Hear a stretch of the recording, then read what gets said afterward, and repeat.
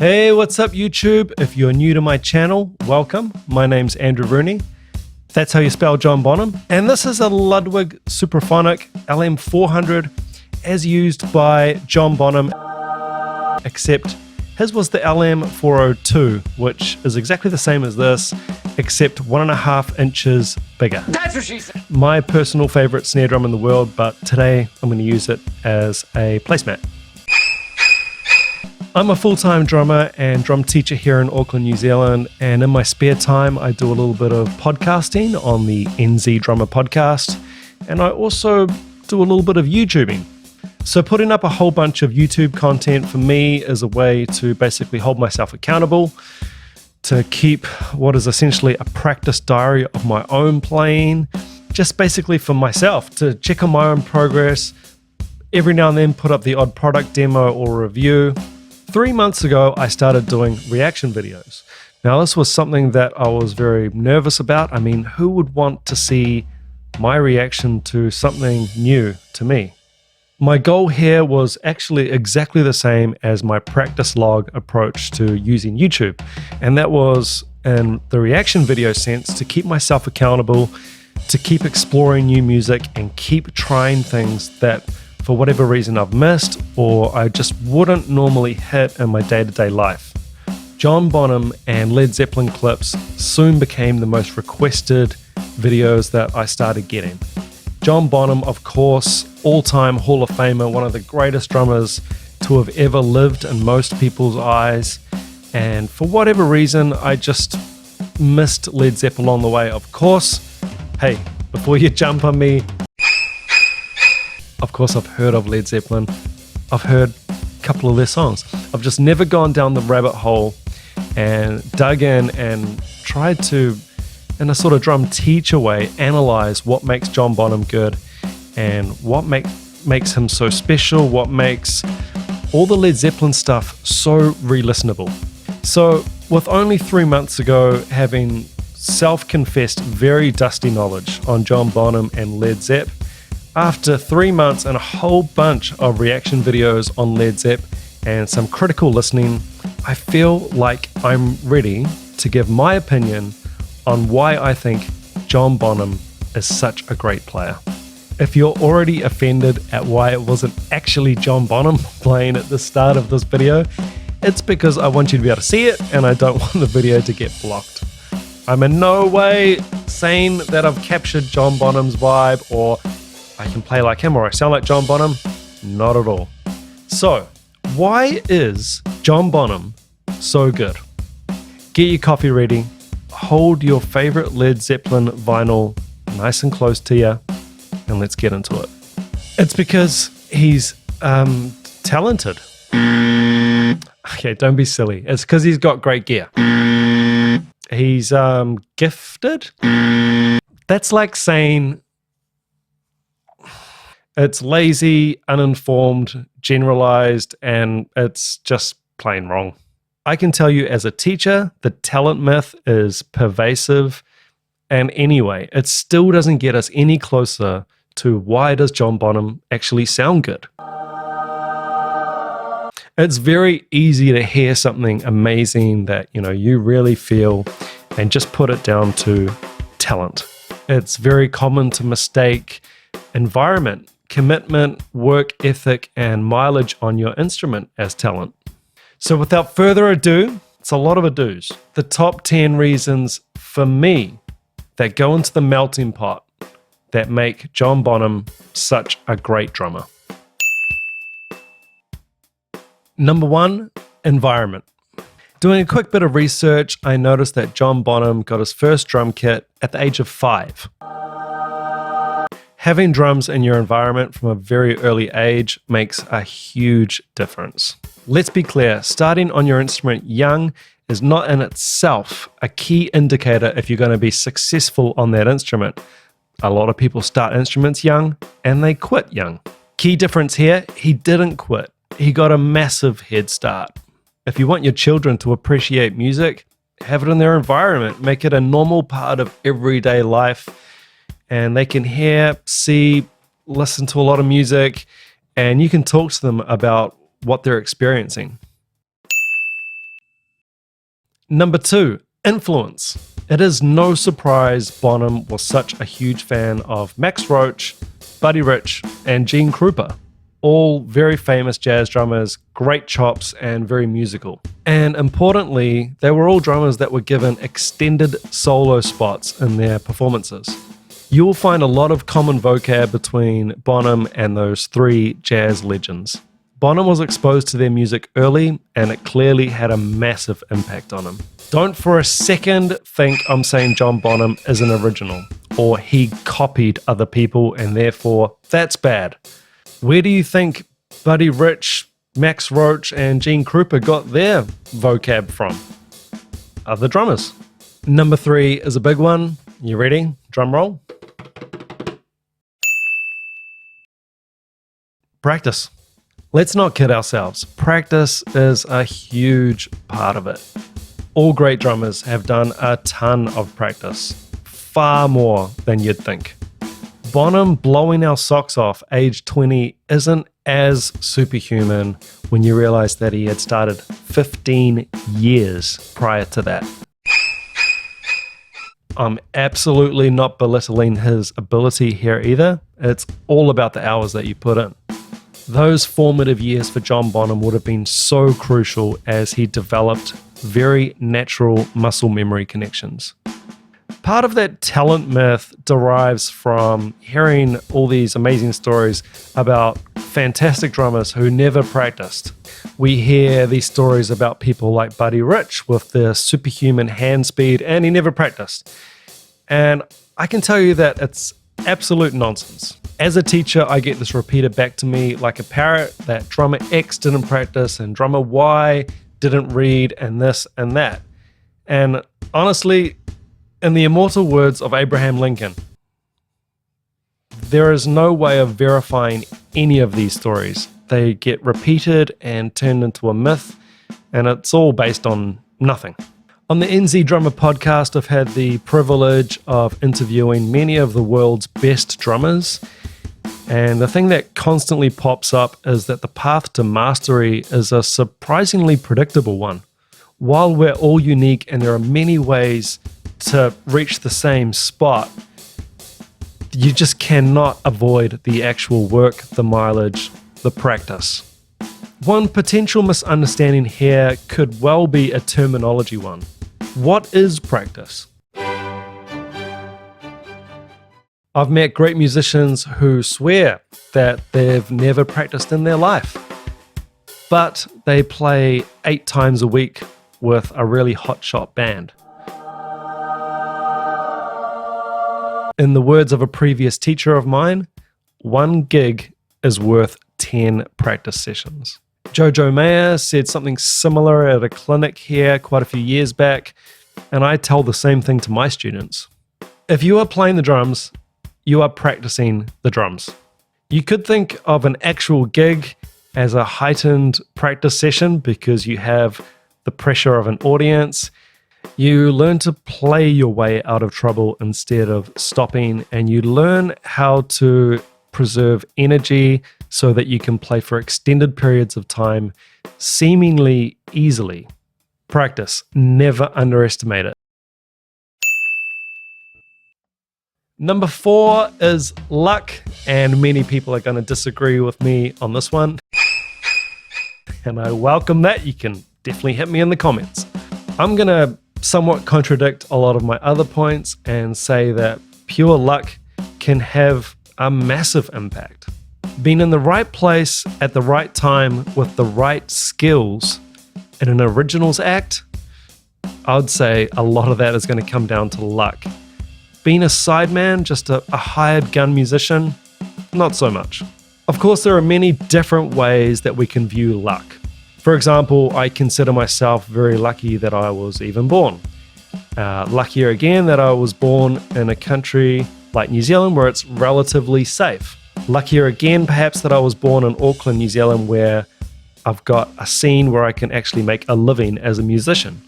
When I mention luck in terms of why Bonham is so great, I'm talking about the fact that he was lucky that he was born in 1948. Robert Plant was born in 1948, John Paul Jones was born in 1944, and Jimmy Page was born in 1944. Bonham being in the right place at the right time when the Yardbirds threw in the towel in 1968.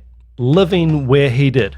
Growing up in the big band swing era and being exposed to all that music. It's a case of experience meeting opportunity. Luck, it is a factor. I know what you're going to say.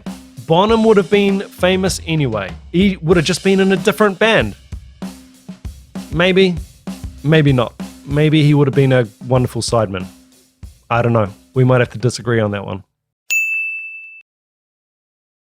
Number 5, quality. You can put in all the practice you want. If it's not quality, you are literally wasting your time. Having started young and putting in serious hours on the instrument, John Bonham had worked his way up to the upper echelons of musicians in his local scene. What this means is that your development becomes exponential. Just a quick sidetrack while I think of it. Another myth is that purely practicing a lot is going to get you really good. Practicing a lot is going to get you good at practicing. It kind of prepares you to be able to be out there playing with other human beings. The real growth is when you're actually playing with those human beings. Then there's a whole different level. This is the exponential thing that I was talking about. When you are put with the other hotshot players in your scene on their chosen instruments. Whole different world. You could think of it like an all-star sports team. Are you going to get better playing in the minor leagues or the major leagues? It's as simple as that. Cream rises to the top. Great players choose to play with other great players, and in turn, they end up pushing each other up further and further. The gap between the average players and the great players just widens every day. Bonham found the perfect outlet for his style, creativity, and chops with the other 3 members of Led Zeppelin. All right, let's look at some of the more specific features of John Bonham's actual drumming. So number 6, gear. Number 6, pulse and time feel. I imagine some drummers would laugh when I say that John Bonham's got great time, especially modern drummers who perhaps are working on a DAW all day. You could absolutely put John Bonham and Led Zeppelin on a grid and watch their time fluctuate up and down and somewhat correctly say, hey, they don't have great time. The problem is you're putting a 2020 lens on 1960s and 70s music and aesthetic. It's far too basic and demonstrates another common misunderstanding about what constitutes great time. Let's replace great time with great time feel. Contrary to popular belief, you can play perfectly on the grid and with a metronome or a click track and have really, really bad time. Guilty. Hitting metronome marks like it's target practice leads to a really mechanical feel and inevitably rushing and dragging to make sure you're hitting the metronome clicks and you're forgetting about the actual time feel and feel of the music. Anyway, it doesn't matter in a band like Led Zeppelin if the time moves. In fact, they want the time to move. Many of the songs grow and evolve and shift gears completely on purpose. Some of the songs slow down, some of them speed up, and it seems like a crime in today's digitally perfect age. What it gives us is human feel and re-listenability. Is that a word, re-listenability? That is missing from a lot of today's digitally perfect music. For artists playing live, stretching themselves, and just absolutely going for it. Putting artists like Led Zeppelin on a grid and making them play perfectly in time for 10 minutes, that would be like giving Vincent van Gogh a stencil outline and telling him to just color in between those lines. Absolutely pointless. And like when I had Steve Porcaro on the podcast, he mentioned that his favorite guitar player, Steve Lukather, of course, when he gets him in for a session, he just doesn't touch it. He just lets him go. He's an artist. Why would he want to rein in all that creativity? It also means that you get a very real snapshot of Led Zeppelin. Because John Bonham had great time feel and headroom, he could move with the band whether they slowed down or sped up and still sound amazing. Another factor I could add in here is John Bonham's particular time feel, which is like a signature. No two people's time feel is ever going to be the same due to their environment, influences, and what they've worked on and listened to. If we take subdivisions, for example,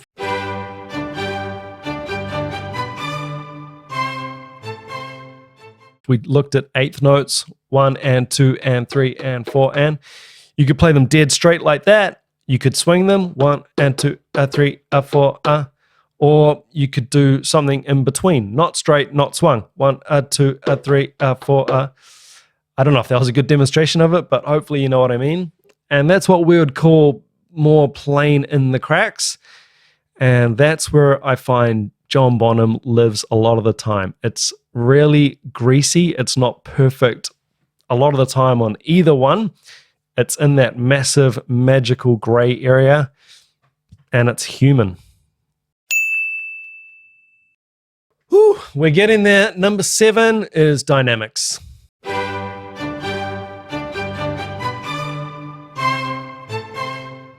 One of the absolute keys to sounding good on the drums is dynamics, and John Bonham has got it in spades. Basically, dynamics refer to whether you're playing loud or soft, and again, like degrees of swing, there's endless gray area and variation available in between. Again, a whole bunch of misconceptions and myths surrounding dynamics. You could have a drummer who is generally loud drummer, think a high school testosterone-filled high school drummer, sorry to all the high school drummers, just bashing away, and it's generally loud. Or you could think of a beginner shy student who is quite timid and just tapping on the drums.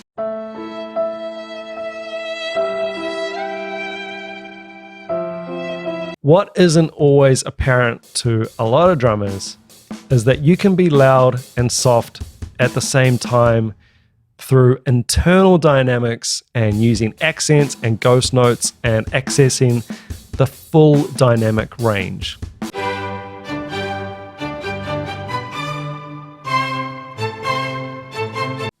When we start getting into internal dynamics, that's when we start getting patterns within patterns, texture, depth, interest, and layers. Think of dynamics as giving music shape and giving it a more human feel.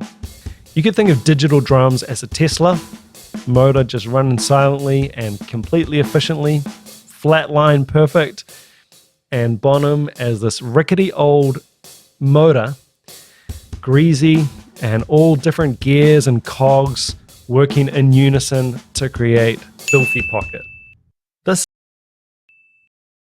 Number 8, independence.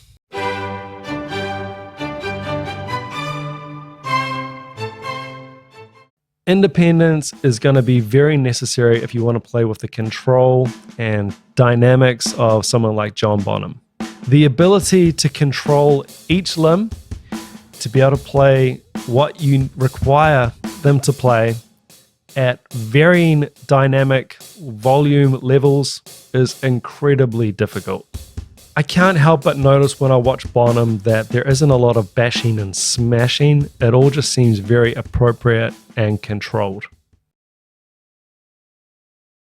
Number 9 is sound, and again, this is an overlapping segment. It's made up of time, feel, independence, and dynamics. And gear. Gear, kind of. Another really common misconception by inexperienced drummers. Over-reliance and over-attribution of a drummer's sound to the gear they use. Controversial comment alert. Gear is almost irrelevant. By that, I mean John Bonham would have sounded great on most gear, most decent gear. If I put John Bonham on my drum kit, he's going to sound like John Bonham. If I sit on John Bonham's drum kit, I'm not going to sound like John Bonham. Gear is irrelevant? I'll just wait here and let you guys duke it out in the comment section. Now that I've received a bunch of hate mail from the Ludwig fanboys, I would like to let you know that I myself am a Ludwig fanboy. John Bonham's gear was great. It doesn't define him as a player though, and in fact it doesn't have as big an impact on his sound as you would think. Are you saying Glenn Johns sucks? No, I'm not saying Glenn Johns sucks. The engineers and producers that worked with Led Zeppelin are incredible. They did what it was almost impossible at the time with the technology, and they captured the band's sound, and they captured John Bonham's sound. Just remember, John Bonham was achieving that sound live as well as in the studio. Drum-wise, we have feel, dynamics, sound, independence, but we're missing something.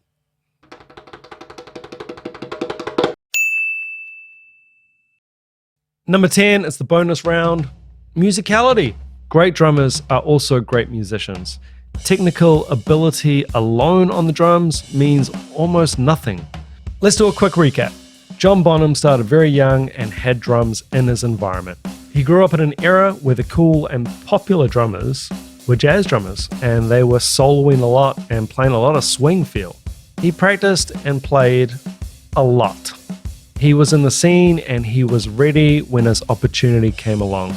He hooked up with 3 outstanding musicians. He's got nice gear. He has great time feel, dynamics, and independence. He produces an incredible and very consistent sound.